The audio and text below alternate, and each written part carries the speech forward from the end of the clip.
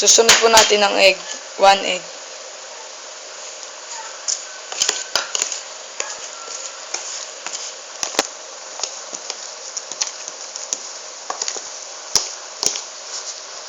Yun po, inaayos na po natin ang pagpipirituan ng chicken empanada. Tara, prito na natin. Wala pang mantika eh.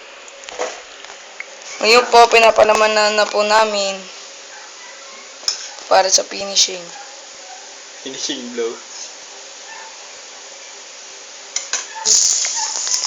Yun po, tayo po ay magpiprito na po ng chicken empanada.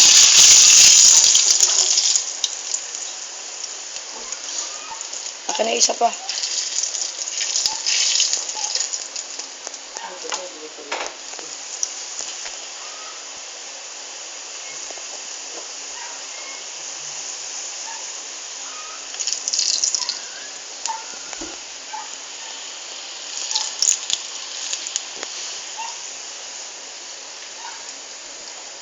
Lagay mo pa isa.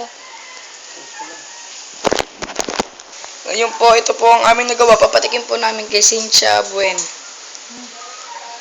Tayo, masarap po ba? Ha? Dito po nagtatapos ang ating baked chicken empanada. Thanks for watching.